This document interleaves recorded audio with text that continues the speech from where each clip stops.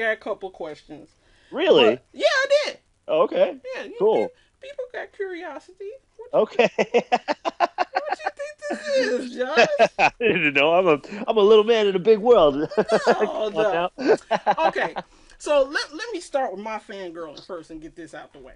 Okay. So, okay, now I remember we had the we call it drummer gate.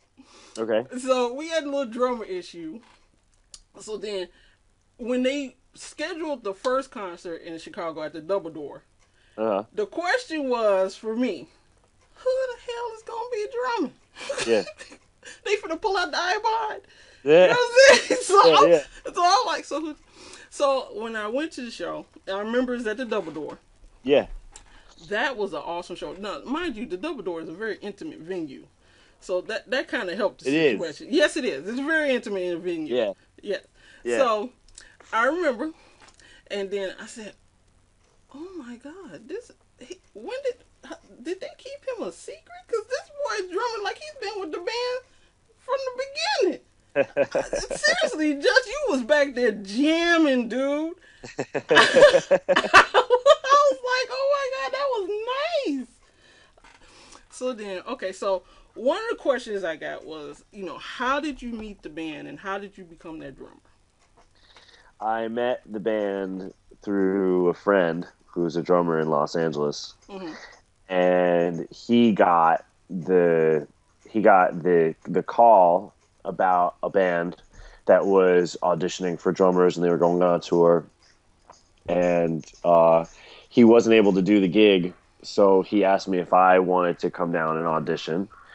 And I'd never heard of them before. I didn't watch the L Word, so I didn't know what really I was getting into. Yeah, And you didn't know that, right? yeah, Yeah. yeah, and but I really liked the music, and so I just worked my butt off for the audition, and went in and met them and met the guitar player that we had at the time, and Mm-hmm. we all kind of hit it off, and it was a pretty quick thing. I was kind of surprised, like it was just one audition, and we were pretty good to go. So, and then Okay. I've been with them ever since. So, Okay. with the And exception of the boob tour, I didn't yeah, do I didn't I yeah, didn't do the yeah, boob tour. yeah. Let's get off track a little bit with the boob tour. Okay. Yeah. Since you brought that up, yes. Now, when they did the boob tour, which I Yeah. say was a very good tour, Okay. with one exception, Yeah. you were not on the tour. Oh. You Thank were you. not on the tour, and let me explain something to you. And I hope you just mentioned this maybe a little bit, maybe when y'all road tripping. Okay. I just throw it out there, like, okay, BJ said this. Remember that boob tour? She is a little piffed at y'all, and I'm gonna tell you why.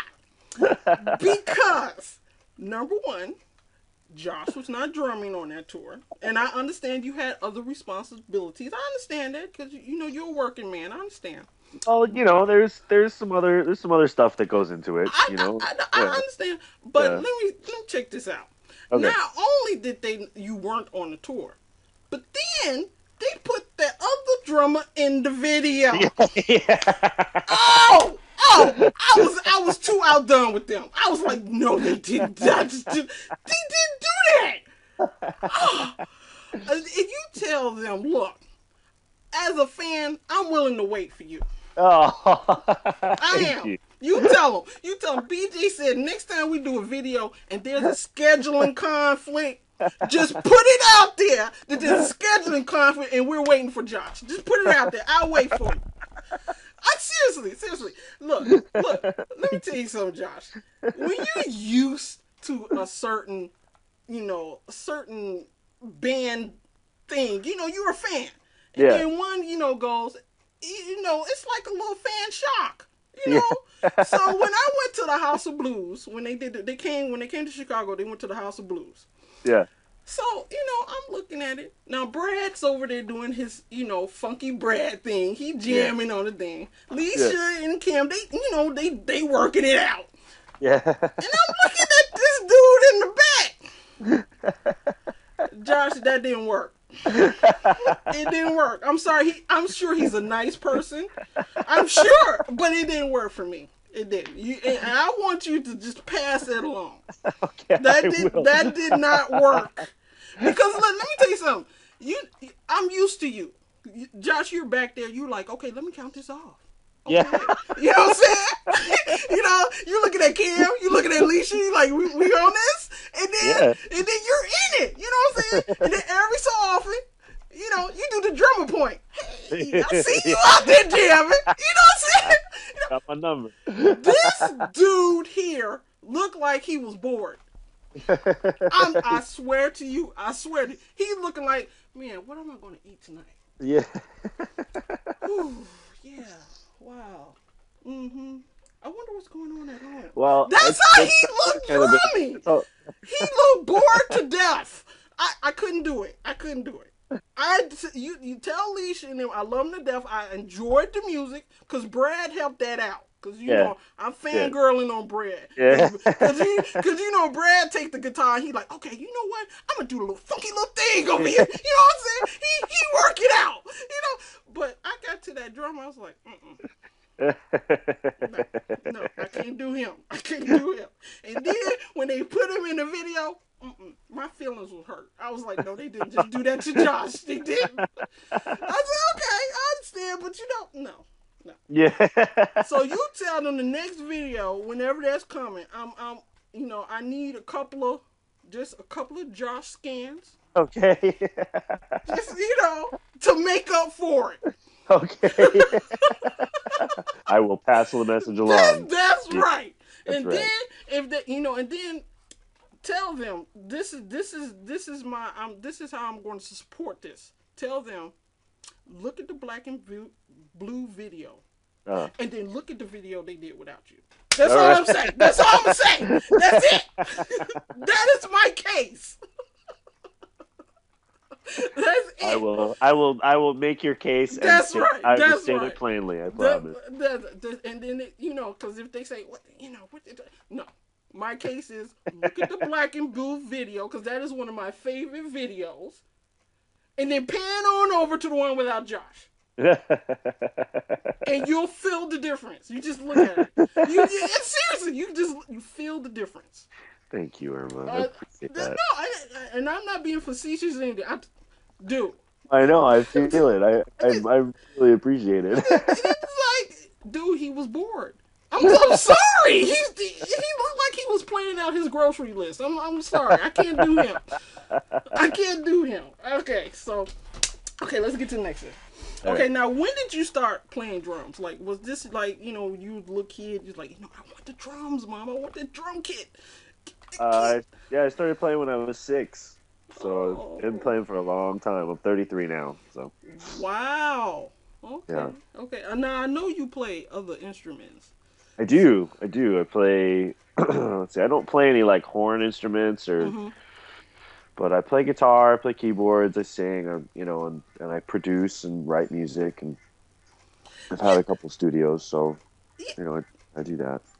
Speaking of which, I'm just gonna go off a little track of my little question thing here. Okay. This Tuesday, I'm looking forward to the remix album, and something I noticed different. Yeah. There is a Josh Kane Heartbreaker. Yep. Yeah, there's a remix on there, man. So, how were you instrumental in that? What are you doing on that right there? Well, there was they sent me Bullet and asked me if I wanted to remix that, and I did a remix of it, but it was a really like arena rock, like almost like a punk remix of it, and it really kind of came out. I loved it, but they were like, we want something that's going to be a little bit dancier. It's a dance remix compilation, so why don't you try? Can you give us something else, something that's dancier? And so I said, okay, I don't want to try to redo the same song. So I asked for Fine Lines, White Lies, and they sent me the vocals for that. And then I just did like a dance trance remix. of that, and it came out like it's super long. It's like almost 8 minutes long. It's kind of epic, but um, Dude, yeah, I I, love it, and and everything on there is me except for the vocal. So dude, I'm a '70s child. 88 minutes is heaven. What are you oh, all talking right, about? What are you talking about? That's when the real songs are made. 8 minutes all is right, good, nothing. I'm looking forward to this. Eight all right, minutes? good, You good. just got me happy. Shoot, I'm gonna be 8 minutes of jamming. Shoot. It's definitely a jam song. So it's got a lot of energy. It's fun. I had a lot of fun making it. So and Okay, yeah, all right. yeah. I am looking forward to this. Josh doing the remix. Look Do a at little bit you. of work over here. Okay, all right. So, Ash sent me a couple of questions, and she said, Okay. "What inspired you to go into music and become a drummer?" I think I was always a drummer. I don't have. Once I started, I never really had any idea that I would stop. It just felt like a thing that I do because it's part of me. And then once I realized that people got together and they did this stuff in bands and they went out and they played shows and Mm-hmm. then I started doing that and I started just playing a lot and it's I guess I just got started from having it and enjoying performing. Okay. So Okay. So, what was your first kit, and how did you pay for it? the first drum kit that Mm-hmm. that I had was a drum set that my father brought home. Really? And yeah, because he was a drummer, and Oh, like father, like son. Look exact at you. exact. So the first thing that I got to play on was this electronic drum. Tama drums used to make these big oc- these octagon shaped drums. They were electronic and they came with a synthesizer that you could attach to it and make all these old sounds. So I got that, and that was the first thing that I started playing on. And then when my parents realized that I was going to keep on playing, and it was actually a thing, Mm-hmm. and my dad went out one night and he went to Sam Ash and he bought this drum set, this Yamaha. It was called the Power V drum set, Mm-hmm. and it was jet black with chrome hardware. It had black drum heads on it, and it was the coolest fucking drum set that I've ever seen. And the thing is that I was asleep when he came home and put it together. So I woke up and I heard the drums downstairs. I heard him playing downstairs, and I ran downstairs, and all of a sudden there was this big old drum set, and I was like, "Oh shit!" And every day for my whole childhood, like once we had that kit, that was all that I did. Like I would go to school and I would pretend like I was like I was in school, but I was just waiting to get home and play. And I would come home and I would eat and I'd watch some cartoons and I'd just play for hours and hours and hours and like put all my money into that drum set. I was always buying drumsticks. I was always like listening to new bands and listening to everything on the radio and trying to play everything that I heard Okay. and I was just like a little drum monster. I was like all that was all I think about. And nobody like any school that I would go to, if they had drums, I'd always be sneaking off to play the drums and upsetting people with their classes and things like that. 'Cause I would just be so loud and so furious. Like I just loved it. I was And really guess what? We appreciate it right now. oh, thank you. We appreciate it. We see your love every night when you go out there banging them drums.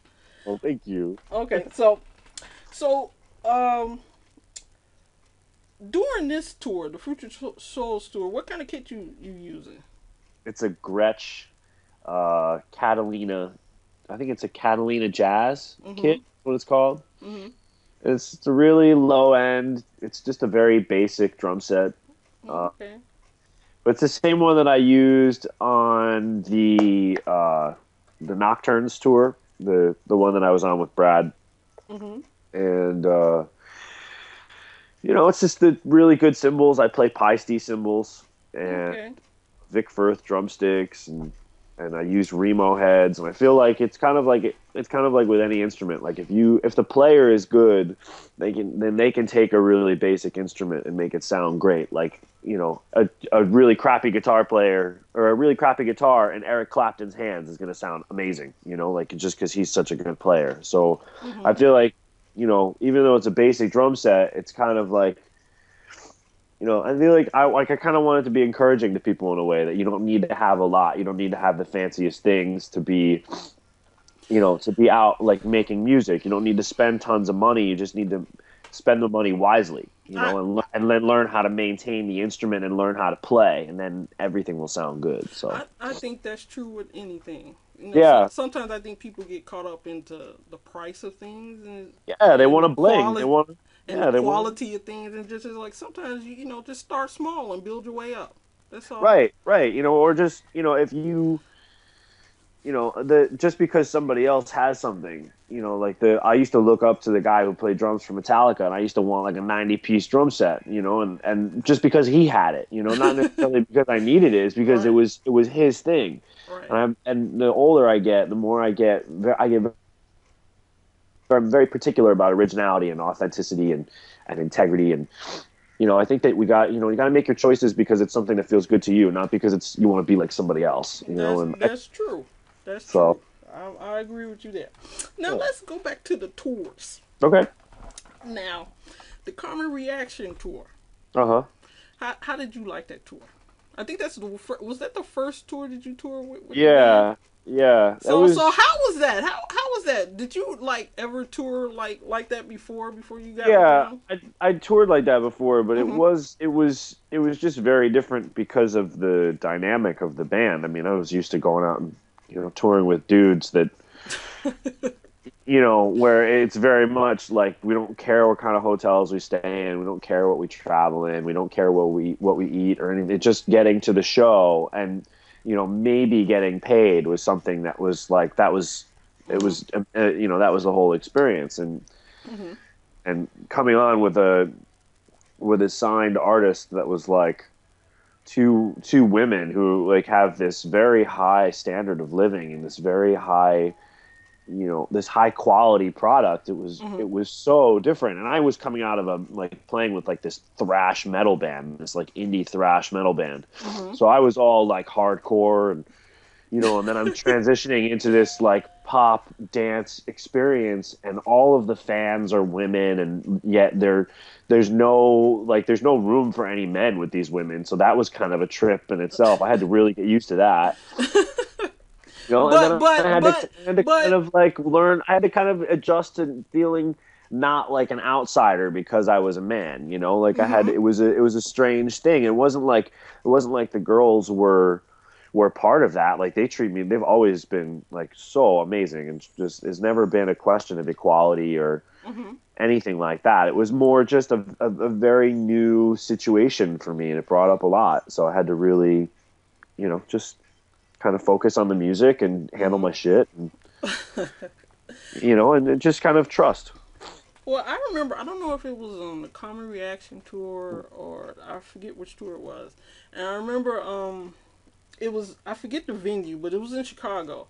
And Yeah, I remember this venue had like these big dudes, these big security dudes, yeah, and they yeah, were like, keep it moving, no photos, yeah, no yeah, photos." yeah, So I did the ooh. I was like, ooh, let me get my stuff out. So they signed my stuff. Alicia and Cam, they're always nice. 'Cause I think I bought a T-shirt and some of the stuff. So I was situating, and then I see you sitting on the stairs, and I yeah. say, "Hey, dude, what's up? Can you sign my stuff?" And then you just looked at me like, "Huh?" Yeah. I He was, yeah, he was like, "You talking to me?" Usually, yeah, I was no one talks surprised. to me. Yeah, it's I was very, like, it's, I was you like, know, "Dude, you're a rock star. What are you talking about? You just played on the stage. Yes, I'm gonna talk to you. Could you sign his?" So you like sign? I was well, like, "Yeah," and I found that so cute. I was like, "Dude, just like, huh? Oh, you I talking was, to me?"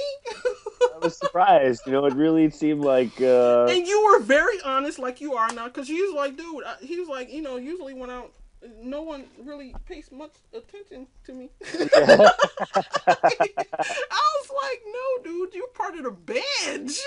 Sign It's this." it's okay. I think it's it's like if you to be able to play drums is one thing, you know. Mhm. Then to be able to play drums in a band, that's another. That's like the next step up. And then if you can play drums in a band that actually has shows, Uh huh. that's another step. And then if you can play drums in a band that has shows and there are shows outside your town and you get to Yeah. travel, that's Yeah. an even bigger thing. Then if you get to you can play in a band that has shows that are outside your town and they people show up outside those towns, Uh huh.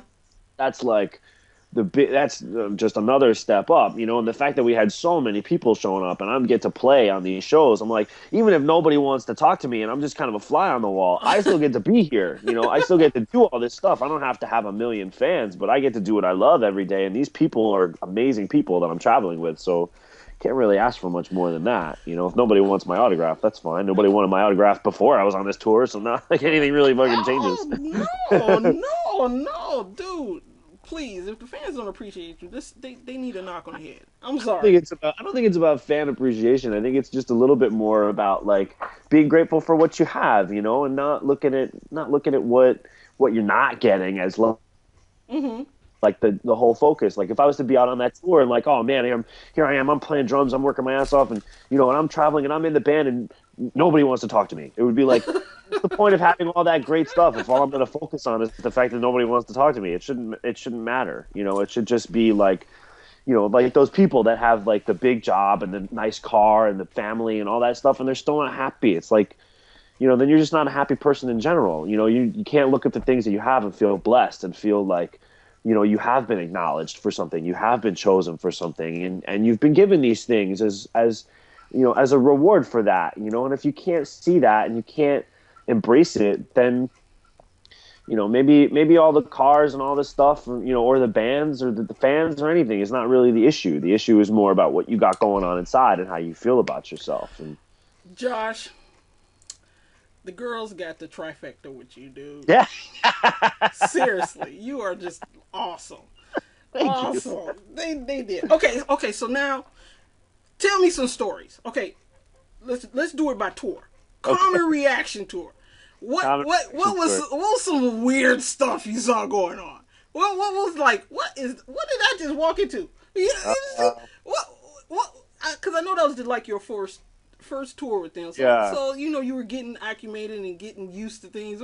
What was things that was a little bit different for you that you know you Well, I had to learn that I can't be as sensitive with some of these fans uh huh as I would be with regular people. So when there's about 90 screaming fanatical women that are trying to bust down your dressing room door and attack the people that you work for, oh your Jesus perspective on like security and you know and privacy, uh, it it really it it could changes a it's little bit, it shifts a little bit. it should So I've kind of learned that like, okay, I'm gonna be respectful to you as fans, mm-hmm you know, and like, and it took the Common Reaction tour for me to understand this, but mm-hmm like, I have a line now, you know, and I have a line that you do not cross. And ever since then, ever since you know oh Jesus ever since we had people just show up and you know and just kind of like try to invade our space, I've learned, you know, I've actually had to pull on the European tour that we did last 2 years yeah, ago, how was that? Because let me tell you and something. Let me tell you I something. had I yeah. was in the crowd. Let me tell you something. When y'all got on stage, we were great Yeah. in the first with the previews with the first bands you know that were Yeah. on there. We were great. The crowd was great, dude.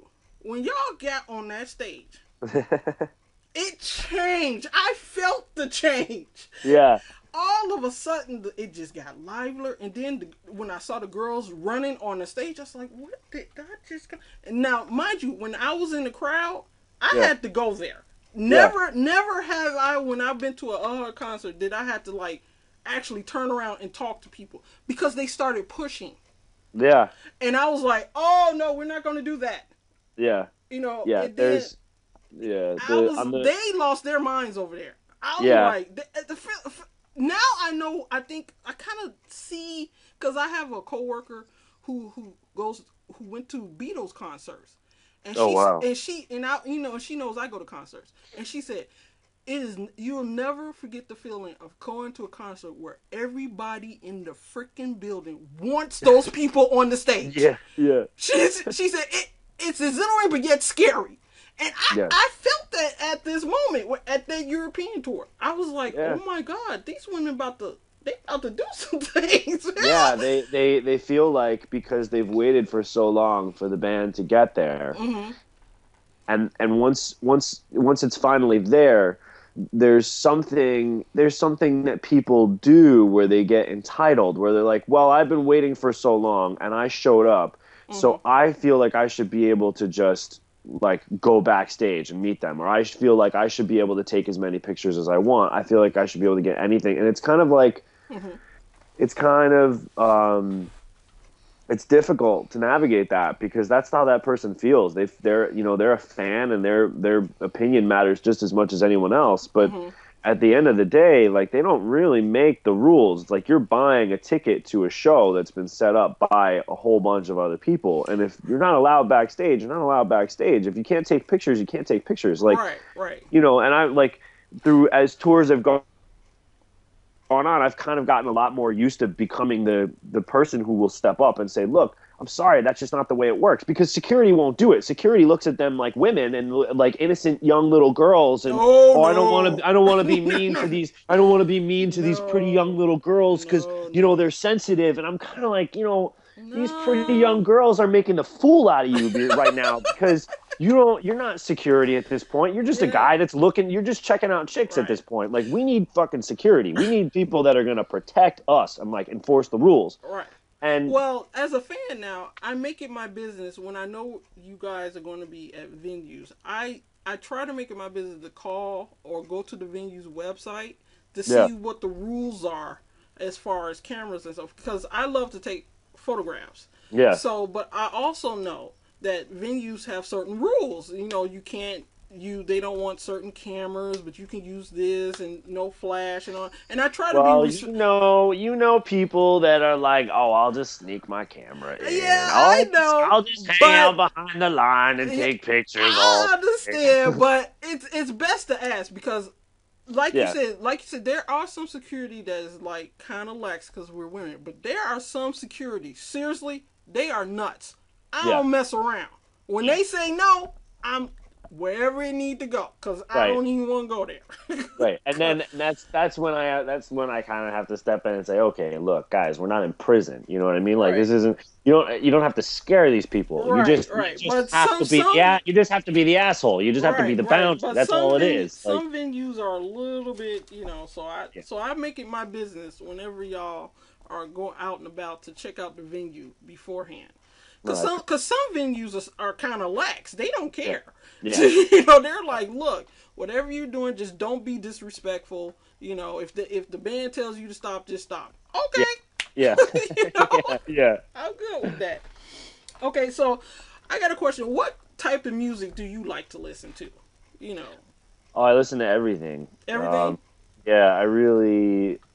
Well, a lot of my friends are DJs, so I listen to a lot of their mixes, and I love jazz. I love electronic music. I mean, I really I listen to country. I think Keith Urban's pretty good. I try to listen to everything. A So lot of you hip just hop, a so lot of metal. you just have a eclectic music taste. Whatever's there, give it to me.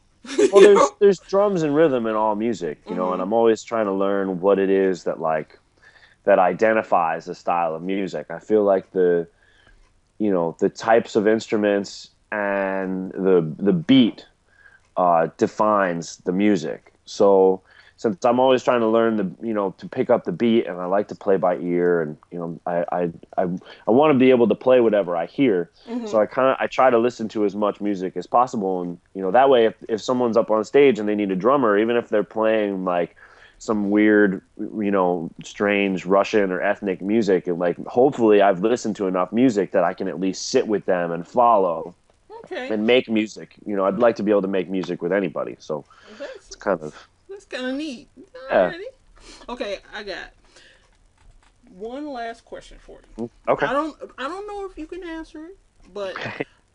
this fan, her name is Kelly Butler. She wants to know. She's in Australia. Okay. She wants to know if you know when or if ever you guys are going to tour Australia? I would love to tour Australia. We have a booking agent now. It's an international booking agent, Mm-hmm. and they're working on some stuff for us. The issue always with traveling is money. Mm-hmm. It's not a question of whether or not we want to be there. We want to play the whole world like 10 times over. It's just the process of getting work permits, Mm-hmm. merchandise, plane tickets, promotion. Mm-hmm. I don't think a lot of people realize that we're doing No, this. no. We're doing this whole tour. Even in the States right now, this whole tour, we don't have any promotion that's really backing us. You know, it's every Uh-oh. so um, so Okay. basically once it's just a process, and like if we can get people that are in these areas, like if you're in Australia and you want us to come play Uh-huh. and try to work something, like go talk to clubs and go talk to promoters or put together a street team and start advertising, start calling radio stations and getting the music played, like talk to indie magazines Uh-huh. and get us interviews over there if you want, that, because that's the only way that we can get there is if there's a buzz and if people want to bring us there. We gotta partner up with promoters and have people that we can refer to and actually make a plan. It's not just like, hey, you want us there, so we show up. It's, we gotta Okay. bring sound, we gotta bring gear, we gotta like fly over there, we gotta make sure hotels are taken care of. All that's There's so much that goes into it, and like, Okay. But that's with any country you guys go to, right? exactly. It's with any. It's harder to go overseas. When in the United States, it's a little bit different because we don't have that whole customs, and Right. the merch is a big thing overseas. Okay. So if you're in Australia, if you're in Asia, anywhere you're at, and if you dig her and Uh-huh. you want us to come there, then start reaching out to the people that work on music and the venues that you would like to see us at and the radio stations that you think will play us or indie magazines, and get them to reach out to us and start building the buzz. Because I Okay. mean, yeah, that will be the biggest. That's the one thing that will help us the most to get to these places. Well, I will advocate that to all the fans. Okay, I will start pushing that cool. because I know of fans that are in Asia. I know of Yeah, fans, especially in South South America. America. Oh Oh my my God. God, Yeah, they yeah. man, they're Russia. A hungry lot for of fans you. in Russia. Yeah, They're hungry for you in South I know. America, and No. I think South America tour would be freaking off the chain. Oh, it would be huge. It would just be unreal. And I like, I'm kind of I look at this tour and I know that like touring the US is necessary. It's like Right. it's something everybody wants to do, and it's a very elite thing. Hmm. Um, and I look at it more long term now, that like instead of it just being this one tour and then what's going to happen afterwards, I look at this as really, a big stepping stone that takes us now out into the world. That's my ideal for this. Okay. So when we post pictures and we're posting, media or doing these interviews, and because there's a lot of interviews that the girls do that if you seek them out online, you can find them, and Right. there's plenty of pictures and stuff like that. So the more of this media and these things that we're putting out through this tour, the more that gets shared in these international areas, and it gets shared with people that book shows and Okay. actually have the power to bring us there, and they see that there's a buzz. Okay. That again, that helps. That's it. It's just Well, I will be advocating that. I'll talk to Ash and have her, and that's because that's all I hear. I want her here. I want them there. I want there, and me as a fan, I don't know how it is. I can tell them how to get them there. But now that you've given me this information, I will definitely pass it along. nice. Thank you. Definitely, definitely, because you guys deserve it. You guys work hard. Thank you. Alrighty, well, Josh, Josh is the man. I told him this was going to be a 10 to 15 minute Skype thing, and he's allowed more than that, and I'm very appreciative of that. And I know he thinks I'm crazy because I'm not really talkative in person, but yeah, No, I have I know. I have this podcast that I do, and it's called The Shaman and the Rock Star. Yeah, oh, I wanted to talk about that. Yeah, we do That it. what We do is all that of that. about? That is like my little spiritual, my meditation project where myself and a shaman from Australia. We Really? Yeah, he's from Australia, and Uh-huh. we met at this place called Esalen, which is a trans. It's like a institute where people go to study yoga and meditation and spirituality and you know Okay. psychology and whatnot. Okay. And we had very similar views about our life practice and how we feel about meditation and spirituality, and so we started having these conversations, and we decided to start recording them through Skype. So we would have we record all the shows Mhm. like we're doing right now. Okay. And he records his audio on his end. I record my audio on my end. Mhm. He sends it to me, and then I produce a show, and I put some of my own music into it. And basically, we just have conversations about what we deal with in our lives that sort of take us out of the moment, that keep us from being authentic Mhm. and present and loving with people, and a lot of issues that come through with being having like male tendencies and this masculine energy, and how to bring that into relationship, and how to sort of navigate it when you want to love something, but there's like a male part of you that sort of says, no, I'm too strong to to do this, or I'm not conditioned to be that way. And Mhm. working through a lot of that stuff so that there can be less judgment, less hard work, and ultimately just more of a feeling of like knowing that like we have a place in the world, that everyone has a place in the world, everyone has a purpose, and everyone has something that defines them, that makes them unique. But if you don't get over all of the stuff that people have taught you Mhm. about what to believe, and because a lot of people have like well, for myself included, like I had a lot of confidence issues. I had a lot of issues with my self image, to where like I really needed to do a lot of personal work to get over that, and to start looking at myself as a person who is worthy of of good things, and a person who is like worthy of having like good relationships, and positive experiences in life, Mhm. and and doing all this work, it's because it's helped me so much. I really wanted to share it with other people who might be going through the same things, but not necessarily have any tools or any language Mhm. to figure out like why it is that they don't feel like they're as happy as they could be, or why they don't feel like they're doing everything that they can with their life or their day. And That's wow. I'm impressed. well, thank you. You know what, Josh? I think there needs to be more young men like you, because Oh, I think it needs to be seen, because we always see very over masculine images of men, or well, it, yeah.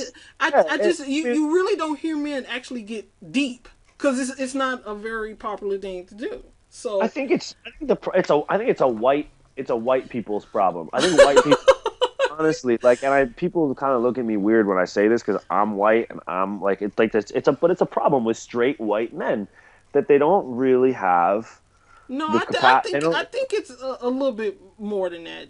Well, it's I not. think All right, the race thing doesn't really apply as far as that, because it's just not cool to just sit down and get deep and introspect and be self aware, and it's I some think I think you're and right. I I mean, think it's it needs to be more of you out there, because oh I really, truly, well, because my I think young men need to hear that. Sometimes yeah, I agree. they don't hear that. They get so inundated with all other stuff, Yeah, that really I find is noise. yeah, So every so often they need to have that downtime and be like, dude, how you feel about this? How you feel about that? What happens when you were in this situation, and how did you, yeah, and they really yeah. don't Very have. reflective. Yeah, Yeah, you need that, and sometimes especially when young men, because I have boys.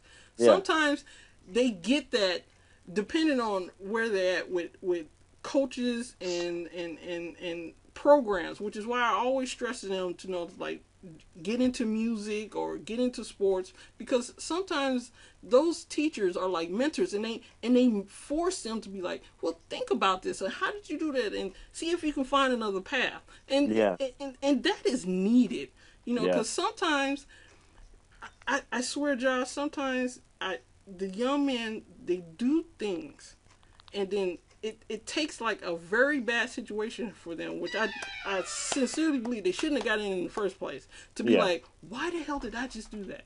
You know, and it's just like, and the peer pressure is so strong nowadays. Well, nobody really explains that, life is like this big series of choices that you make, and choices of what what you believe and what you engage in and where you put your thoughts and your energy and most of these choices start when we're so young, where we don't really understand why we're making these choices. We're just making them because the people that feel safe to us tell us that those are safe choices to make. But the reality is that those opinions that we're getting from the people that raise us and that we spend time with when we're younger, those are choices that are usually based off of what those people are afraid of.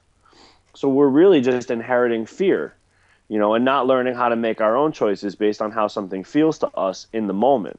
So there's a lot of work that people have to do once they get older, like, men and women equally, but to learn how does this really make me feel, and am I open to this, or is it bringing up something for me where, like, I feel like I don't know what choice to make, and that because I don't know, I question myself and I question whether or not I'm good enough, and it's very, or not necessarily good enough, but question whether or not it's okay for me to say yes. Am I going to survive if I do something differently than what I've always done? It just brings up a lot for people, and it's oftentimes people just aren't ready. They're not ready to be awake to stuff like this, and I understand. And as much as I would love to work with every single person on the planet to get them like still and calm and in a meditative state where they can actually look at their choices from a place of like neutrality and understand that they don't have that choices will make themselves. They don't have to necessarily make a choice. I would totally do that, but not everyone's ready. They're going to come to it in their own time, and I understand. I have to teach my kids that it's okay to say no. Yeah. That's and some people don't realize that's a very hard thing to do nowadays. Well, but it's also okay to say yes. I understand, but it's also okay to say no, because you could say yes to saying no. Because they want to be involved with everything, they want to be accepted in everything, but sometimes you have to you have to look at each and every situation, and sometimes you have to say no to that. But I agree with you, dude. You good. Okay, now I'm gonna leave you with this. Okay. Now I know y'all road tripping. Yeah. Right. And I know y'all got all these smart tablets and smartphones. So I'm going to leave you with this. These are apps y'all need to look into. Okay. Okay, so y'all on the road. There's an app called iExit. Okay. Now, this is the app that helps y'all. Because y'all know y'all on the road. Sometimes you be like, man, where is the next stop at? Yeah. Because this road feels like it's forever. That's a good one. And I think the ladies on this tour will appreciate this app right here. The Sit or Squat app. It's an app, dude. Can you email me all these? Can you send me these in email? Because I'm going to forget. Okay, I'm going to email but I want to share these. Okay. And one that I know y'all might like, because, fast food gets really old. It's called a food tripping app. Oh yeah, we eat all Whole Foods on this trip. Whole Foods or Trader Joe's. That's it. And but this is an app that shows you where it's like from farm to table. Oh, nice. Okay. This is what I'm saying. Love that. This is what I'm saying. So I'm gonna email you all these apps, and y'all can look through them and see if y'all can find, if that would they be can great. be helpful. So thank you. Well, thank you, Josh. I appreciate it, and I hope to see you again at another concert, dude. Definitely, me too. And let me know if there's anything I can do to help with this website. And I just really appreciate you taking your time to do this. You know what? You give great Instagram photos. Thank you. Every so often, throw us some photos. Okay, I will. Alrighty? Okay. Yeah. All right. Thank you, man. All right, Irma. Take care. I'll talk to you soon. All right. Be well. Yeah, you too. All right. Bye-bye.